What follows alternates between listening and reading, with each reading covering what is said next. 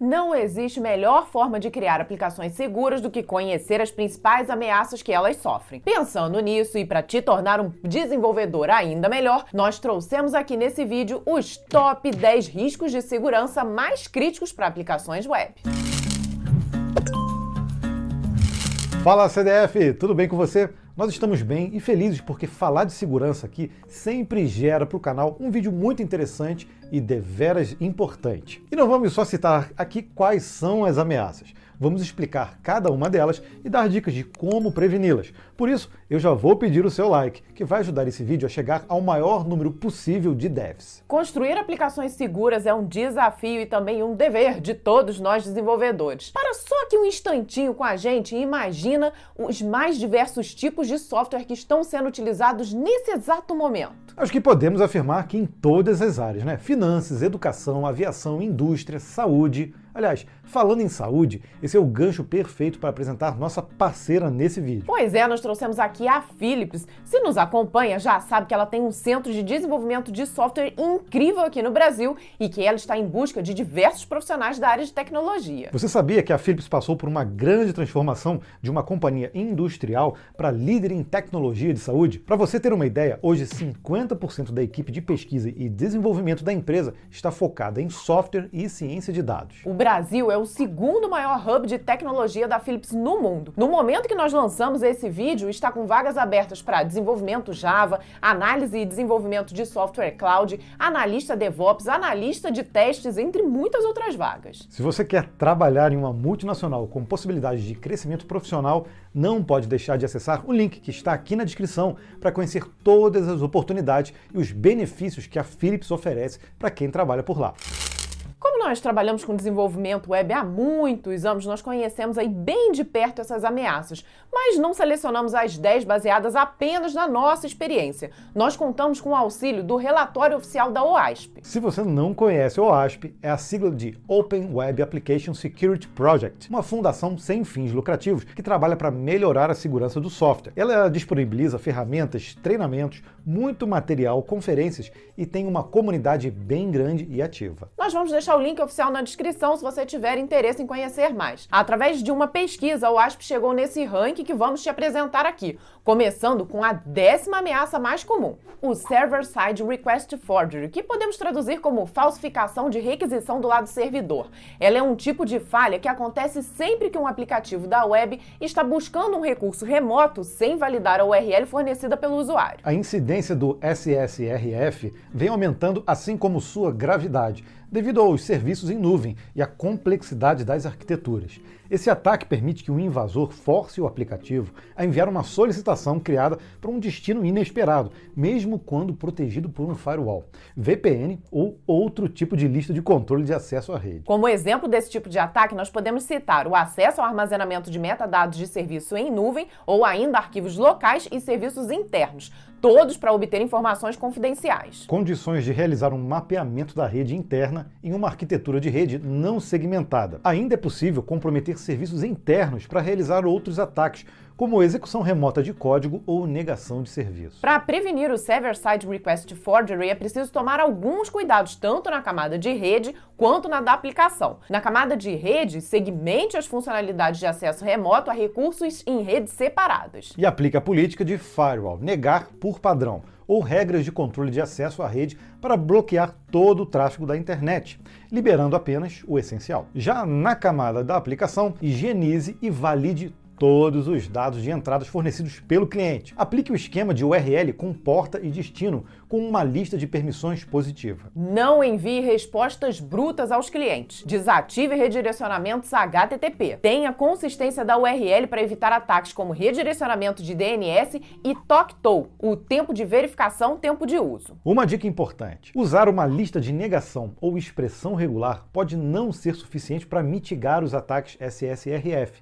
Normalmente os invasores têm listas payload, ferramentas e habilidades para bypassar isso. Na 9ª posição temos o Security Logging and Monitoring Failures, que é o monitoramento de falhas e segurança de logs. Esse item vai além do ataque e visa justamente detectar e responder a eles. Por isso é preciso registrar e monitorar os logs da aplicação, além de manter os próprios logs seguros. Afinal, se essas informações forem comprometidas, não será possível que cumpram com sua função. Podemos dar aqui algumas dicas para a construção dos logs e segurança. Mantenha logins com falha e transações importantes registradas. Tenha certeza de que as mensagens de log são claras e que contêm informações suficientes para identificar a ação ou o erro. Garanta que todas as falhas de login, controle de acesso e validação de entrada do lado do servidor possam ser registradas com contexto de usuário suficiente para identificar contas suspeitas ou maliciosas e mantenha esses dados a salvo por tempo suficiente para permitir análises forenses de um ataque. Consumir logs pode não ser uma tarefa simples, por isso é aconselhável que eles sejam gerados em um formato que as soluções de gerenciamento de log possam consumir facilmente. Certifique-se de que os dados de log sejam codificados corretamente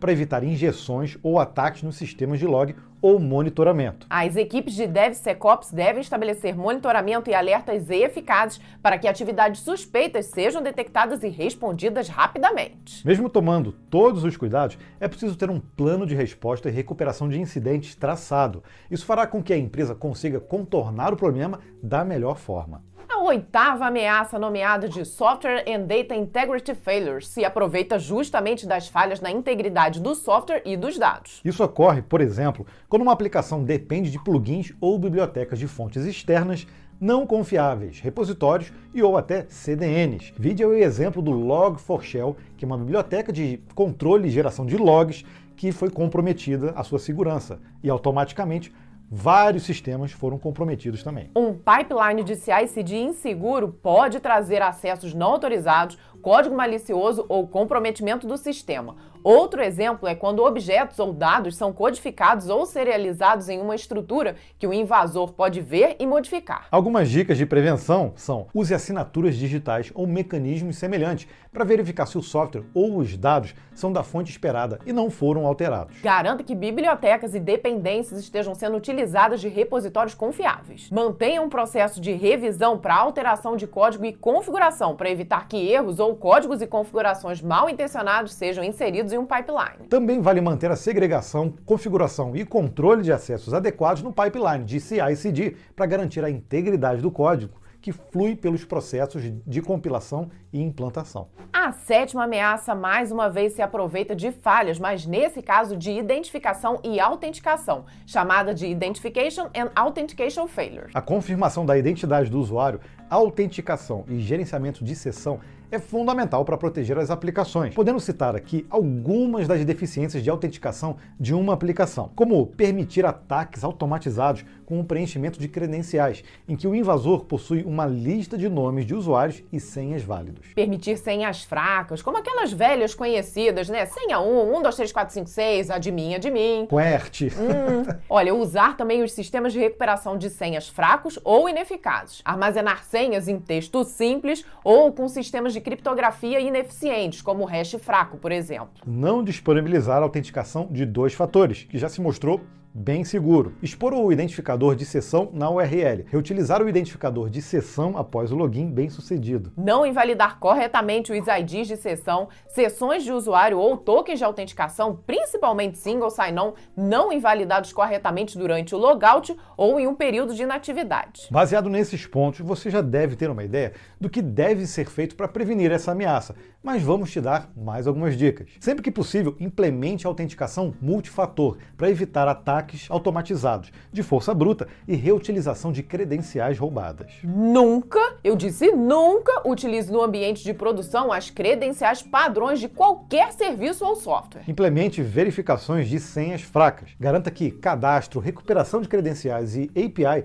sejam protegidos contra ataques usando as mesmas mensagens para todos os resultados. Limite as tentativas de login com falha, mas tome cuidado para não exagerar e impactar de forma negativa a experiência do usuário. aleatório. Não deixe de registrar todas as falhas e, se preciso, alerte os administradores quando forem detectados padrões de um ataque. Vale a pena usar um gerenciador de sessão integrado, seguro e do lado do servidor, que gera um novo ID de sessão aleatório após o login. Lembrando que esse identificador de sessão não deve estar na URL, ele deve ser armazenado com segurança e invalidado após o logout, inatividade e até depois de um tempo determinado. Em sexto lugar, tá acordado ainda, né? Temos os ataques que se aproveitam de vulnerabilidade e componentes desatualizados. O Vulnerable and Outdated Components. Infelizmente, todos nós devs sabemos o quanto é difícil manter todas as aplicações que desenvolvemos em dia com todas as atualizações. Olha, por aqui nós costumamos falar que o código fica velho e cabe a nós fazer com que ele envelheça bem. E para isso é preciso conhecer as versões de todos os componentes que usamos, tanto do lado cliente quanto do lado servidor, incluindo todas as dependências aninhadas. Ainda devemos incluir nessa lista de atualizações sistemas operacionais, servidor de aplicações e web, sistema de gerenciamento de banco de dados, aplicativos, APIs, ambiente de tempo de execução e principalmente as libs. Como saber se tudo isso está em ordem? Não é fácil, mas é possível assinar boletins de segurança relacionados aos componentes que você utiliza. Para se prevenir, não tem jeito. Vai ser preciso ter um processo de gerenciamento de atualizações, fazendo monitoramento e realizando as atualizações sempre que for necessário. Inclusive, existem ferramentas do próprio GitHub, ele já vem embutido um gerenciador de dependências que ele analisa se aquela dependência que está no seu repositório, ela está desatualizada ou está insegura. Existem também algumas fontes bem interessantes, como o próprio site da OWASP, a Common Vulnerabilities and Exposures e a National Vulnerability Database, 2 bancos de dados para consulta de vulnerabilidades. No mais, devemos sempre remover todas as dependências que não estão sendo utilizadas e, obviamente, só utilizar libs e componentes de fontes oficiais em links seguros.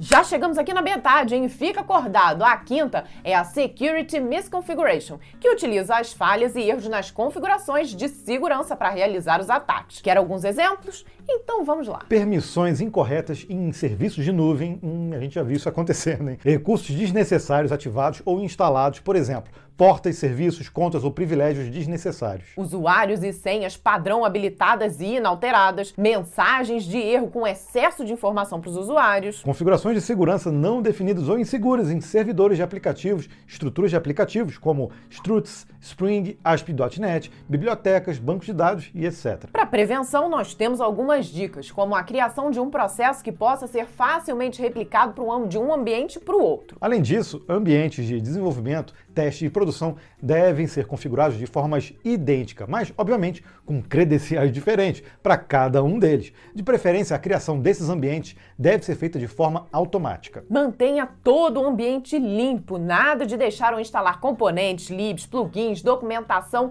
nada que não for necessário para a aplicação funcionar. Mantenha uma arquitetura segmentada que forneça separação eficaz e segura, com segmentação, containerização ou através de grupos de usuários. Ter um processo automatizado para verificar a eficácia das configurações e ajustes em todos os ambientes também é válido. O quarto item é chamado de Insecure Design pela OWASP, ou Design Inseguro. Ele está diretamente ligado às regras de negócio da aplicação e não à implementação em si. Eu acho que fica mais fácil de entender através de um exemplo. Imagine um e-commerce que permite a inclusão de um cupom de desconto quando o cliente efetua uma compra. Mas o cliente descobre que ao efetuar o cadastro do cupom, o sistema permite a inclusão de um novo cupom, conseguindo assim um desconto em cima de desconto, sendo possível até zerar o valor da compra. Esse seria um problema de design inseguro. Todas as funcionalidades podem ter sido implementadas de forma correta e segura, mas uma falha gera um caso de uso que não foi especificado e, consequentemente, uma falha no sistema. Para se proteger nesse caso, é preciso fazer um bom trabalho de análise, coletando todos os requisitos de negócio da aplicação, incluindo pontos relativos à confidencialidade, integridade, disponibilidade e autenticidade de todos os dados e a lógica de negócios esperada em cada um dos casos de uso. É preciso determinar o fluxo principal e também identificar as falhas. Em nosso exemplo, o fluxo principal é a compra e aplicação de um cupom. Já o fluxo de falha é a aplicação de 2 ou mais cupons.